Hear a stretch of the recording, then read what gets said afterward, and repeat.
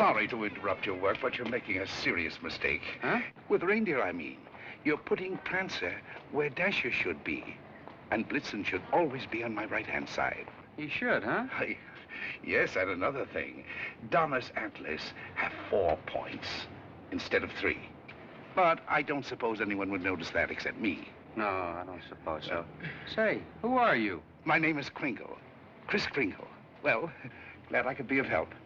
Goodbye.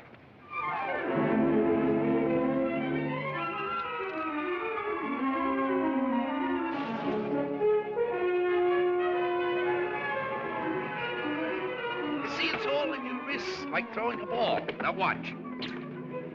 See? Mrs. Walker, that new Santa Claus you hired is wonderful. Where'd you find him? We answered the ad along with 100 others. He is good, isn't he? Well, the parade's ready to start. You coming? I'm going home and getting a hot tub. I may just stay there until next Thanksgiving. But you've worked so hard on the parade. If I want to, I can see it from the roof of my apartment. Bye.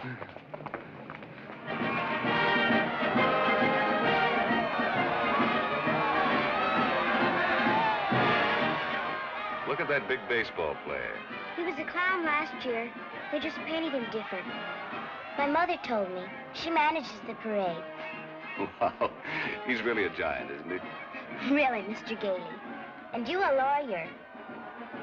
There are no such things as giants. Well, maybe not now, Susan, but in olden times, like the giant Jack killed in the fairy tale. Oh, one of those. I don't know any fairy tales. You mean your mother or father never read you any?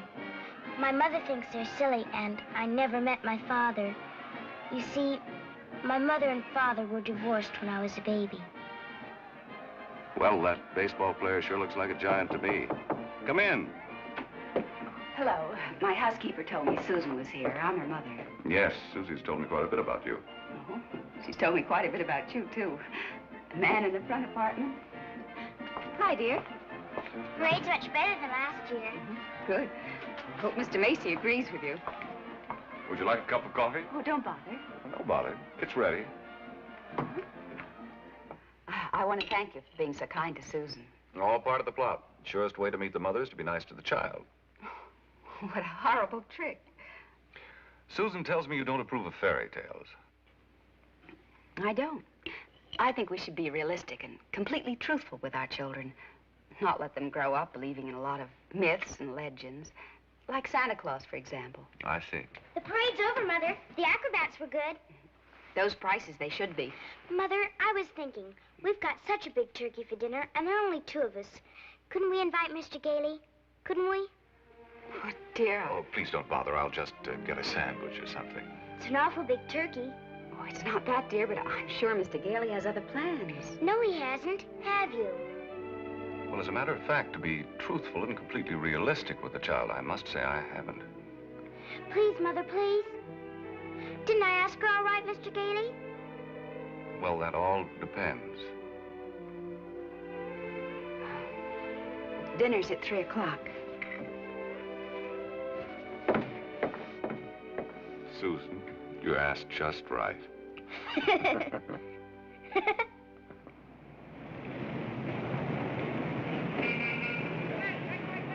Before those screaming brats arrive, I want to give you a few pointers on how to be a good Santa Claus. Go ahead. Now, here's a list of toys we have to push. You know, things we've overstocked. You'll find that a great many children are undecided as to what they want for Christmas. When this occurs, you immediately suggest one of these items. You understand? I certainly do. All right, here they come. You get up there and go to work and memorize that list. And remember, be jolly. You're working for Macy's. Imagine that. Making a child take something he doesn't want just because he bought too many of the wrong toys. That's what I've been fighting against for years. And what's that, Pop? Praying to commercialize Christmas. And a Merry Christmas to you. Now then, what's your name, little boy? Peter. And what do you want for Christmas, Peter? I want a fire engine just like the big ones, only smaller. It's got real hoses and squirts real water. I won't do it in the house, only in the backyard, I promise. Now, Peter, I see you're a very good boy. So you'll get your fire engine. You see, I told you to get me one. Yes, dear. Well, look, you wait right over there. Mommy wants to thank Santa, too. What What do you mean by saying a thing like that? I've been all over town trying to find that kind of a fire engine. Macy doesn't have one. Nobody's got one. But you can get those fire engines at the Acme Toy Company on West 46th Street. Only $4.50. Wonderful bargain. Oh, I follow the toy market pretty closely. Macy's sending other people to other stores? Well, the important thing is to keep the children happy. Whether Macy's or somebody else sell the toy, that doesn't matter, does it? Don't you feel that way? Me? Sure, but I didn't think Macy's did. I don't get it. I just don't get it. Oh, yes, we have skates. Nice, shiny skates, and they're very good indeed. But I don't think they're the kind of skates you want. Now, they have really wonderful skates at Gimbel's. Gimbel's? The sales lady said I was to speak to you. You're the head of the toy department. Yes, ma'am, yeah. Well, look, I want to congratulate you on Macy's and this new stunt you're doing, sending people to other stores. To think that a big store like this puts the spirit of Christmas before the commercial. I haven't done much shopping here before, but from now on, I'm a regular Macy customer. At Gimbel's? And when you come to see me at Macy's, I shall tell you all about the wonderful toys. This seems awful silly, Mr. Gailey. Well, maybe you'll feel differently after you've talked to Santa Claus. Goodbye, and Merry Christmas. Now, what's your name, little girl? Susan Walker, what's your name? Mine, Kris Kringle. I'm Santa Claus. You don't believe that, do you? You see, my mother is Mrs. Walker, the lady who hired you. But I must say, you're the best-looking one I've ever seen. Thank you. Your whiskers don't have those things that go over your ears. That's because they're real, just like I'm really Santa Claus. Go on, pull them. Go on, go ahead, pull.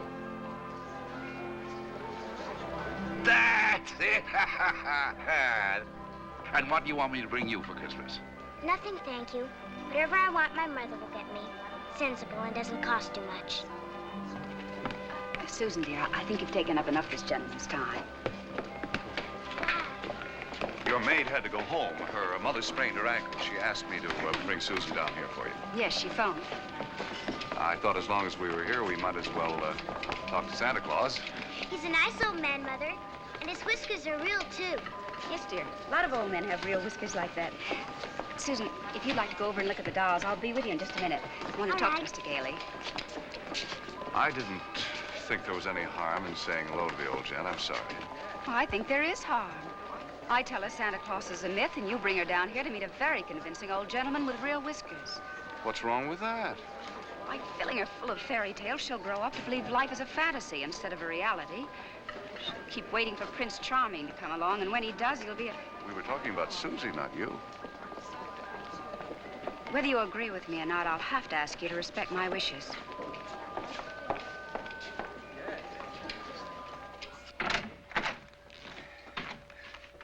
You sent for me. Oh, yes, sit down, won't you? This is a lovely little girl you have here. Thank you. Susan's the reason I asked you to drop down. She's a little confused.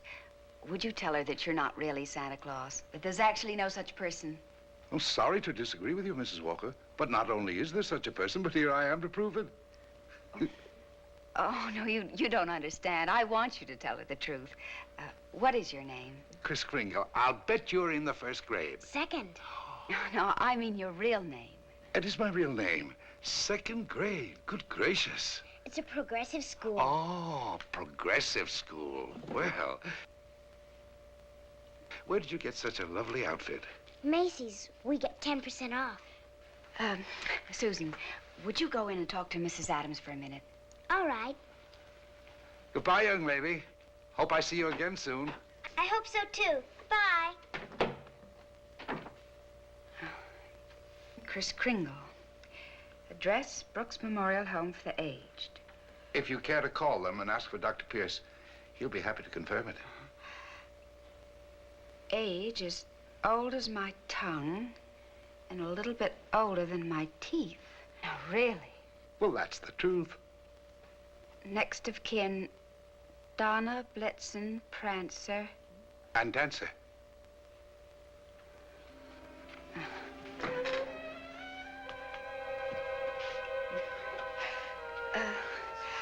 I'm sorry, Mr.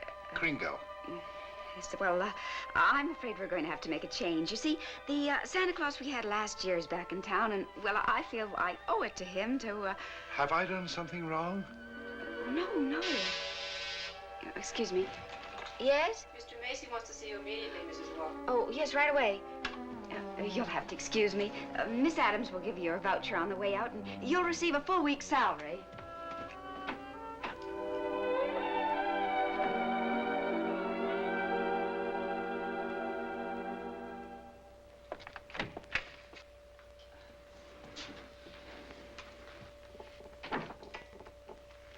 Now, about that new sales policy that you two seem to have initiated. It would have been better to clear it with the sales department first, don't you think? Mr. Macy, Macy's Santa Claus sending customers to Gimbel's. Preposterous. What? Yet, we cannot quarrel with success. Telephone calls, telegrams, over 500 parents expressing their undying gratitude to Macy's. So as a result, I've decided to make this the new sales policy for the entire store. If we haven't got what a customer wants, we'll send him where he can get it. In this way, Macy's will be known as the store with a heart. The store that puts public service ahead of profits. And consequently, of course, we'll make more profits. Well, I just want to express our appreciation and to tell you that in your Christmas envelopes, there'll be a more practical expression of our gratitude. Thank you, Mr. Macy. That'll be all. Thank you. Oh, and tell that wonderful Santa Claus of yours that I haven't forgotten him either. No, never mind. I'll tell him myself. In the morning.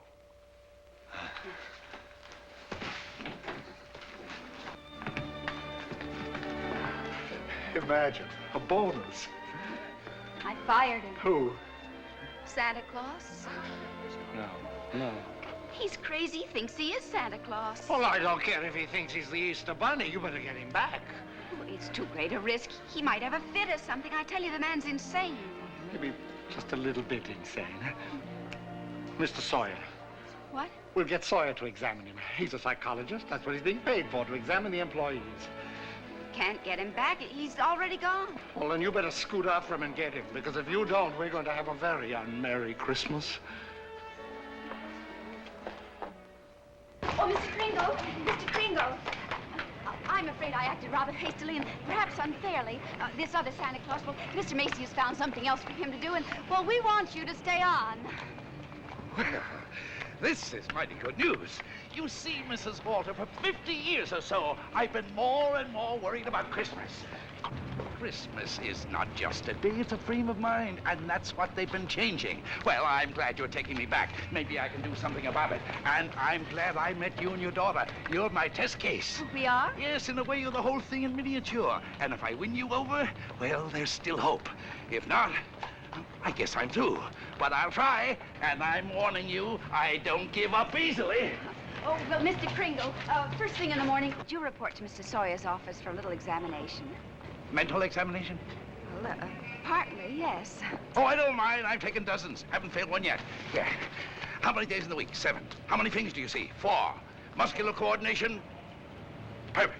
Who was vice president under James Monroe? Daniel D. Tompkins. I'll bet your Mr. Sawyer doesn't know that one.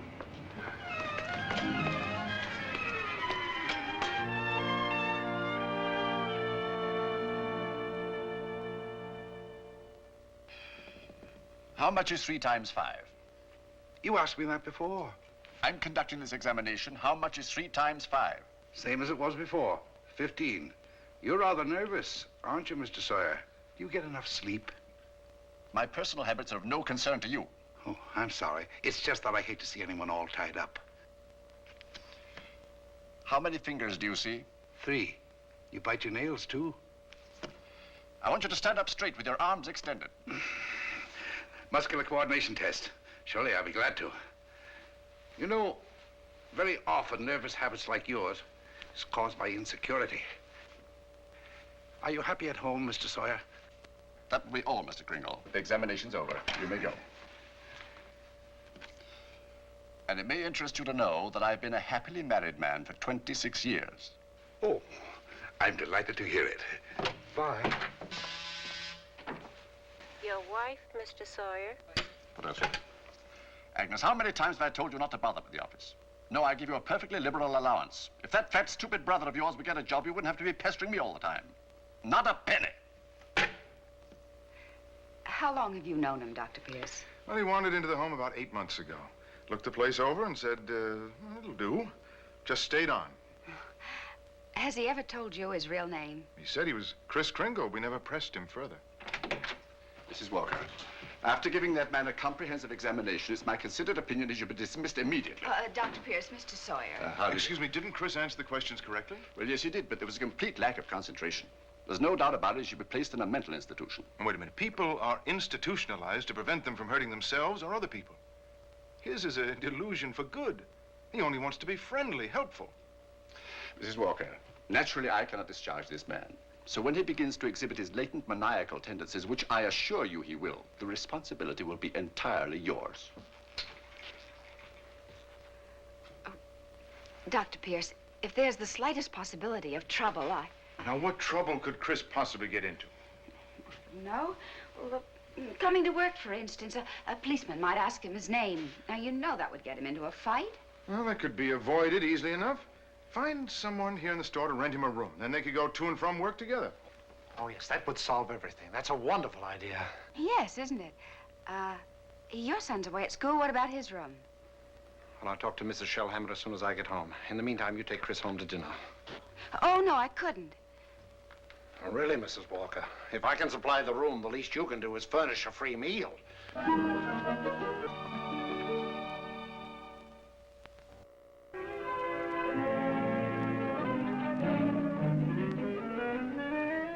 What sort of games do you play, Susan? I don't play much with the children. They play silly games. They do. Like today, they were playing zoo, and all of the children were animals. Homer was supposed to be the zookeeper. He said, "What kind of an animal are you?" I said, "I'm not an animal. I'm a girl." He said, "Only animals allowed here. Bye." Oh, that's too bad. Sounds like a wonderful game to me. Of course, to play it right, you've got to have imagination. Do you know what imagination is? That's when you see something and it's really not there. Well, yes, but I believe imagination is a place by itself. Yeah, you know, like, well, you know the British nation and the French nation. Well, this is imagination. Say, how would you like to make snowballs in the summertime? Or drive a bus down Fifth Avenue, Or be the Statue of Liberty in the morning, and in the afternoon, a flock of geese flying south? Well, the first place, you'd have to learn to pretend. That's imagination. Now, the next time they play zoo, you tell Homer you're a monkey. But I don't know how to be a monkey. I'll show you. Now, stand up. First, you bend way over. That's it. Keep your arms loose. Now, then you scratch. On the contrary, the firm of Hazlitt, Sherman, and Hazlitt has been very good to me. But being an exceptional lawyer, I want to open my own office. Naturally. We're having our first lesson in pretending, and we're doing pretty well, too. She'll be having nightmares for weeks. But you'll be having a lot of fun in the daytime. Hello? Oh, Mr. Shellhammer, that's fine. The Shellhammers have a room for you. That's very kind of them, but I've accepted Mr. Gailey's offer to stay with him. Mr. Gailey? I'll get the meat. Oh, thank you, Mr. Shellhammer, but it seems he's made other arrangements. Yes, well, goodbye. Well, here we are. Steaks. No, it's venison. A friend of mine at the office gave it to me. What's venison? Oh, deer meat. If you don't like it, I have eggs for you. Could I have eggs, too? Venison, you know, I couldn't. Oh, I forgot. Yes, well, there must be something you want for Christmas. Something that even your mother doesn't know about. Why don't you give me a chance? All right. Good. That's what I want for Christmas. A doll's house like this? No, a real house. A real house? If you're really Santa Claus, you can get it for me. And if you can't, just a nice man with a white beard like Mother says. Well, just because every child doesn't get his wish, that doesn't mean there isn't a Santa Claus. That's what I thought you'd say. But what could you possibly want with a house like this? Live in it with my mother. But you have this lovely apartment. But I want a backyard and a swing and... She can't get it, huh? I didn't say that. Well, it's a tall order, but I'll do the best I can. May I keep this? Mm-hmm. Good night, Susan. Good night.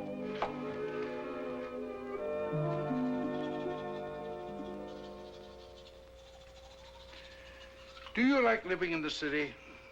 Well, it's all right. I'd kind of like to get out in the country sometime, though. Not a big place, just one of those junior partner deals in Manhattan. I know the kind you mean. One of those colonial houses. Or Cape Cod. I've been thinking about Mrs. Walker. You know, like a lot of divorced women, she's determined that no one will ever hurt her again. With a little more effort on your part, she might be made to crawl out of a shell.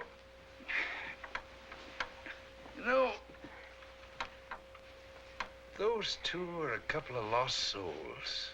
It's up to us to help them. I'll take care of Susie if you'll take care of her mother. It's a deal. Good. You ready? Oh, no, you don't. I'm not going to be cheated that way. All my life I've wondered, and now I'm going to find out. I'm going to learn the answer to the question that's troubled the world for centuries. Does Santa Claus sleep with his whiskers inside or out? Always sleep with them out. Cold air makes them grow.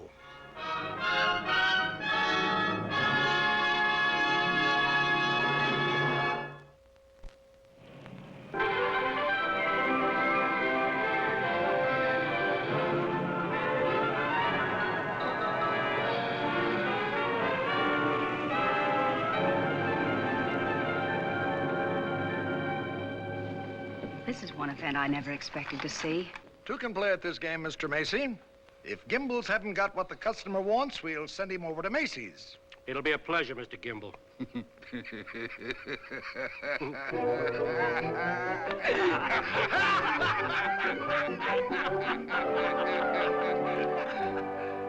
there they sat, adult but children still, children at heart.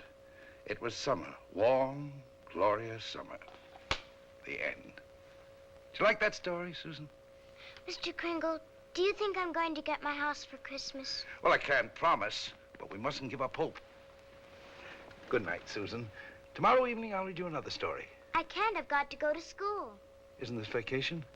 Yes, but this is what they call a required function. Required function? The Fillmore Progressive School requests your presence at a special performance of a Christmas play to be given in the modern manner. What does that mean? A Christmas play without Santa Claus.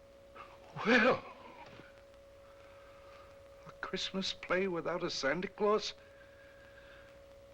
The performance will be followed by a short address. Subject, exploding the myth of Santa Claus.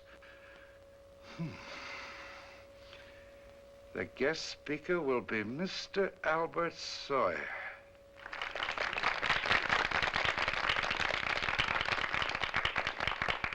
I'm very happy you enjoyed our little play. And now it gives me great pleasure to introduce our old friend, Mr. Albert Sawyer.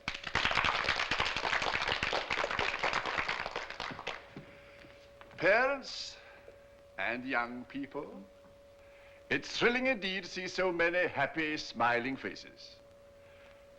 I know you're all looking forward to a joyous Christmas.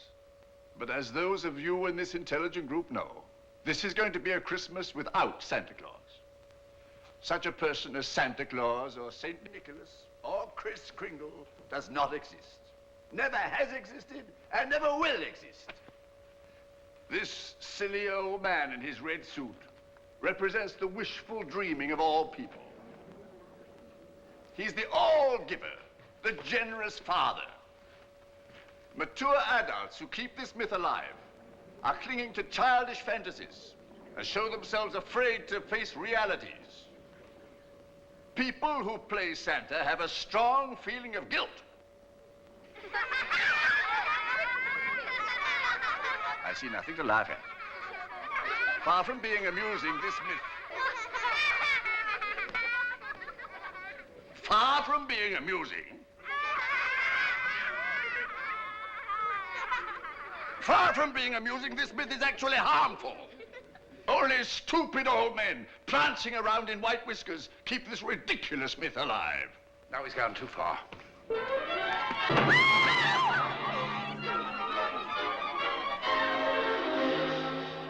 He became violent because I attacked his delusions, and he'll do it again. Well, if you ask me, I think we ought to get an outside psychiatrist to examine him. Then you better do it right away before Mr. Macy hears about it. Oh, that's right. You explain it to Mr. Kringle. After all, you're his friend. Oh, no, I can't. Well, I've grown very fond of him, and this is going to hurt him deeply.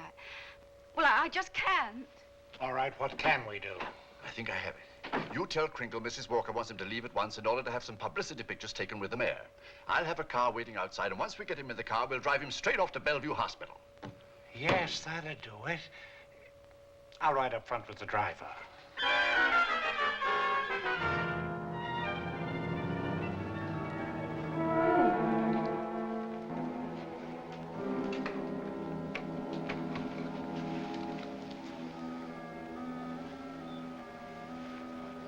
Hello, Kris.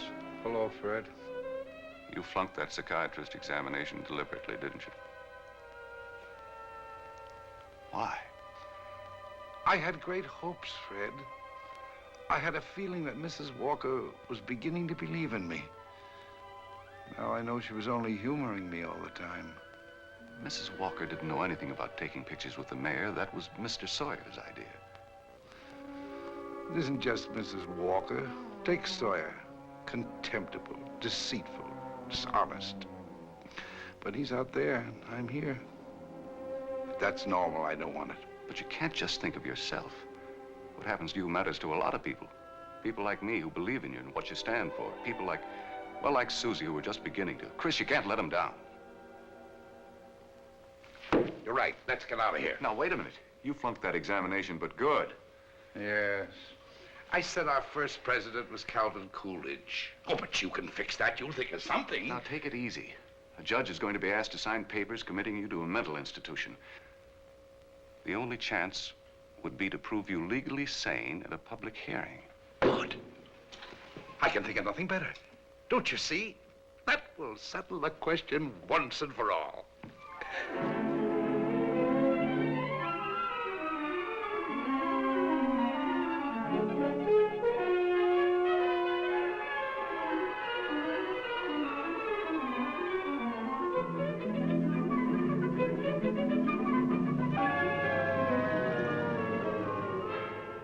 You solemnly swear the evidence you are about to give at this hearing is the truth, the whole truth, and nothing but the truth? I do. Good morning, Your Honor. Good morning. You may proceed, Mr. District Attorney. My name's Thomas Mara. What's yours? Kris Kringle. Oh. Where do you live? That's what this hearing will decide. It's a very sound answer, Mr. Kringle. Thank you, Your Honor. Tell me, do you really believe that you're Santa Claus? Of course. The state rests, Your Honor. In view of this statement, do you still wish to put in a defense, young man? I do, Your Honor. I'm fully aware of my client's opinions. In fact, that is the entire case against him. That Mr. Kringle is not sane because he believes himself to be Santa Claus. An entirely logical assumption, I'm afraid. Not necessarily, Your Honor. You believe yourself to be Judge Harper, yet no one questions your sanity because you are Judge Harper. Mr. Kringle is the subject of this hearing, not me. Exactly. So I intend to prove that Mr. Kringle is Santa Claus.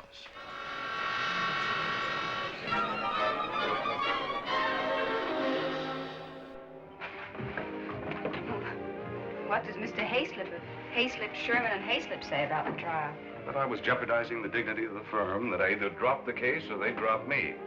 So, leaving me no choice, I quit. Oh, Fred, you didn't. Well, I can't let Kris down. He needs me, and all the rest of us need him. Darling, he's a kind, wonderful old man, but... Well, you can't throw away your career because of sentiment. I'm not throwing a career away. I'll get by. I'm a darn good lawyer. This doesn't shake your faith in me, does it? This is a question of common sense, not faith. Faith is believing in things when common sense tells you not to. I wish you could let yourself believe in people like Kris, and in fun, and love, and joy, and all the other intangibles. Can't pay the rent with intangibles. And you can't live without them. Why don't you try a little blind faith, darling? String along with me. I think I'd better right to ask that. I think I have the right to ask you to be a little bit more practical and realistic. Yeah, I suppose you have. It's all cockeyed. Here we are, as close as two people can possibly be, and yet there's a loneliness about it. I've tried my best. I know you have, darling, and so have I. But we're gonna need a lot more than each other's arms. And somehow I just don't think we've got it.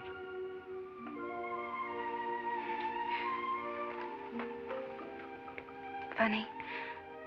With all my common sense, I was just beginning to think this time it might work out. So was I, but... Can I help you trim the tree? Thanks, I can do it. Well, good night. Good night.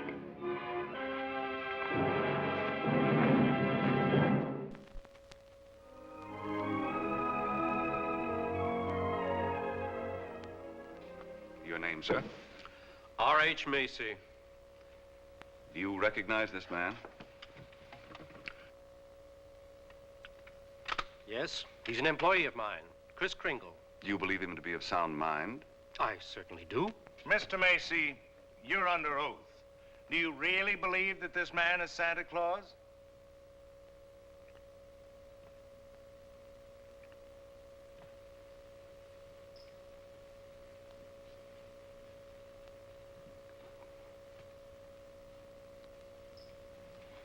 Do you? I do. That is all.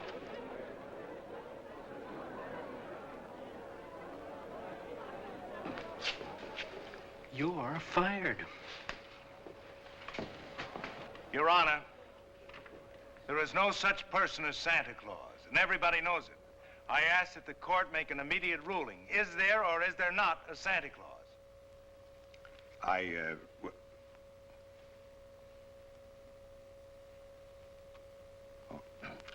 This court will take a short recess to consider the matter.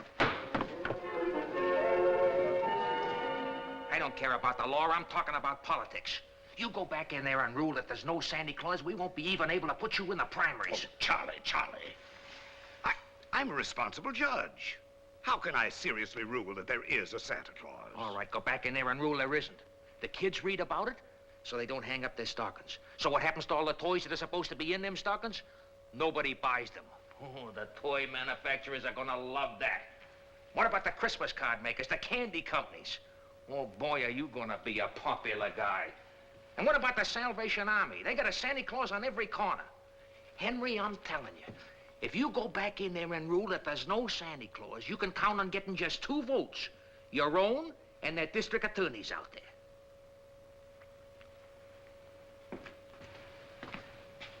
One. District Attorney's Republican. The court will rise.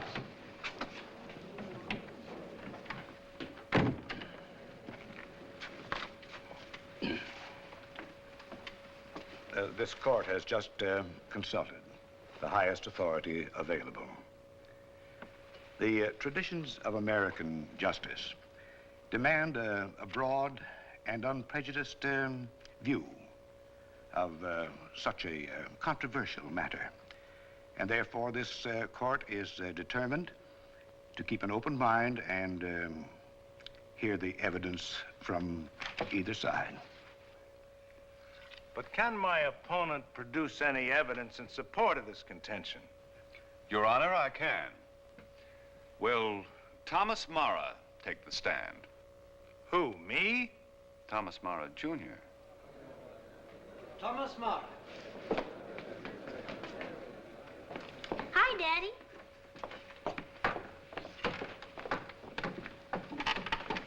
Tommy, you know the difference between telling the truth and telling a lie, don't you? Everybody knows you shouldn't tell a lie, especially in court. Do you believe in Santa Claus? Sure I do. And what does he look like? There he is, sitting over there. I object, Your Honor. Overruled. Tommy, why are you so sure there's a Santa Claus? Because Daddy told me so. Didn't you, Daddy? And you believe your daddy, don't you? Sure I do. Daddy wouldn't tell me anything that wasn't so. Would you, Daddy? Thank you, Tommy. Bye, Daddy.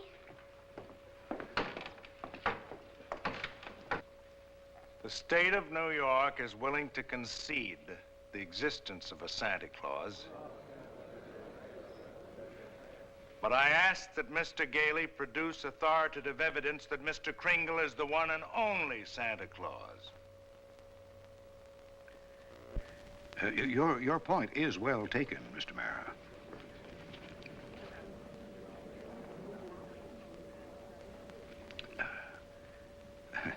Mr. Gailey, are you ready to show that Mr. Kringle is Santa Claus? On the basis of competent authority? Not at this time, Your Honor. I ask for an adjournment until this time tomorrow. This court stands adjourned till 3 o'clock tomorrow afternoon.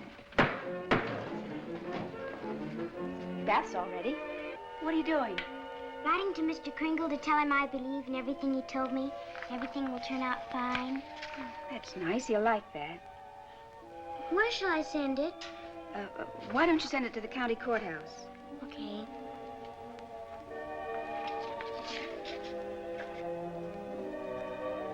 What did you write, Mother? I believe in you, too, Doris. Go take your bath now.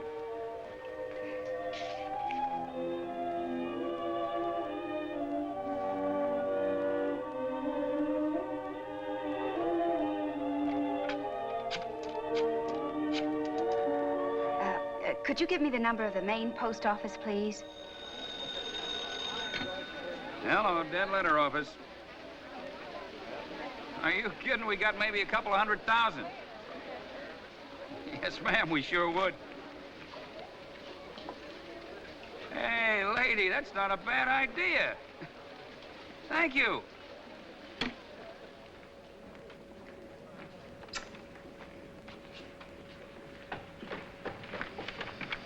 Chris, I've got bad news for you. I've tried every way to get some competent authority. I wired the mayor, the governor, everybody. Susan. And means more to me than all the mayors and governors in the world. It's all over. He hasn't got a thing.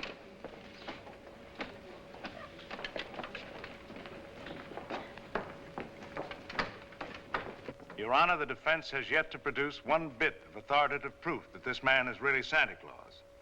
And in view of the fact that it is Christmas Eve and we're all anxious to get to our homes, I ask that these commitment papers be signed without further delay. Mr. Gailey, have you anything further to offer? I should like to submit the following evidence, Your Honor. It concerns an official agency of the United States government.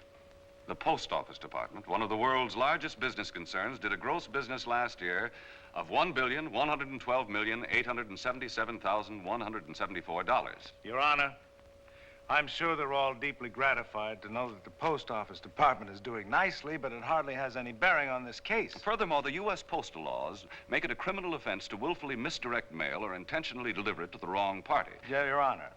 I'm sure that the state of New York is willing to admit that the Post Office Department is authoritative, prosperous, and efficient. For the record?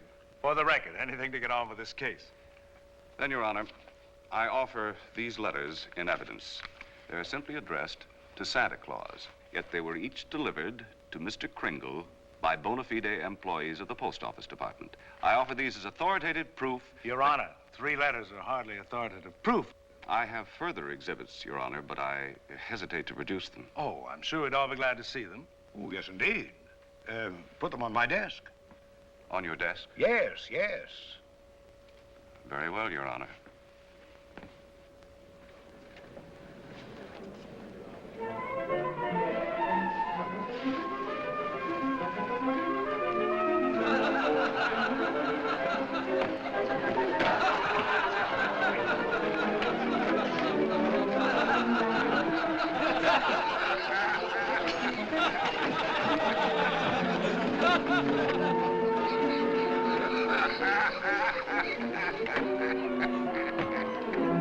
Honor, every one of these letters is addressed to Santa Claus, and the post office has delivered them to my client.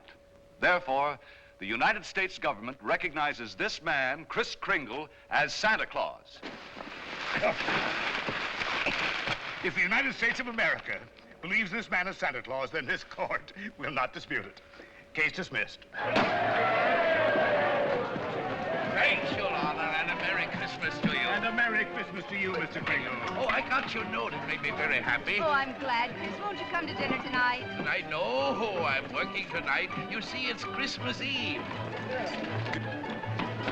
Merry Christmas!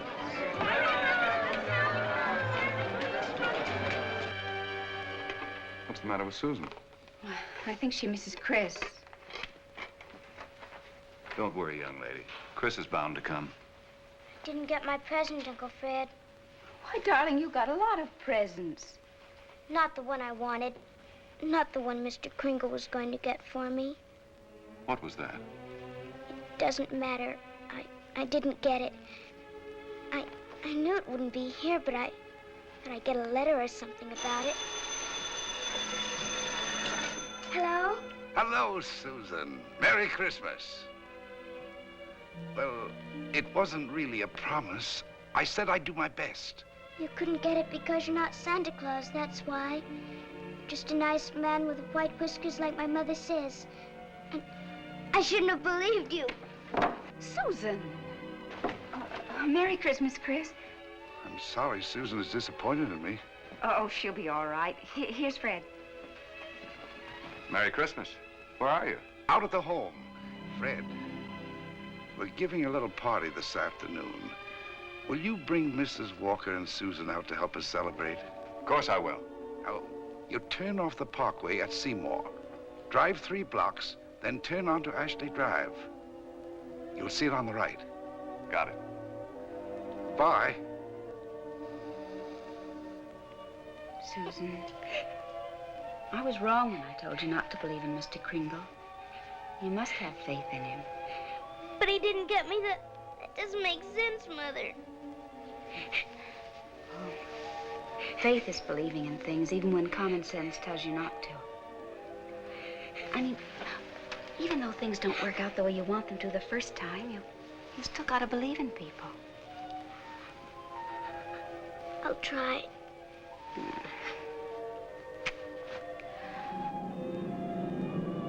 There it is, Ashley Drive. I do believe. I do believe. I do. Stop, Uncle Fred, stop! Susan!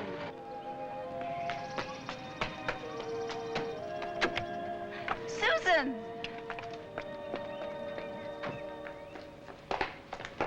Susan? You shouldn't be running around in other people's houses. But this is my house, Mommy. The one I asked Mr. Kringle Now, for. Susan, darling. It is. I know it is. Oh, you're right, Mommy. If things don't turn out right the first time, you still got to believe. Mr. Kringle is Santa Claus. He is. I'm going to see my swings. You told her that?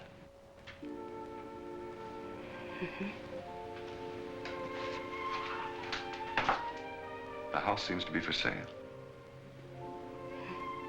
We can't let it down. Oh, Fred.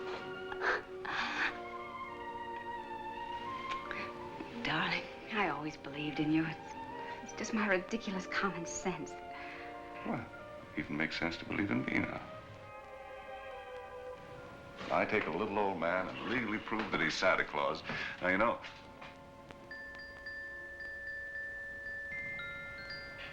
Oh, no. Wait, it must have been left by one of the tenants. Maybe. Maybe I didn't do such a remarkable thing after all.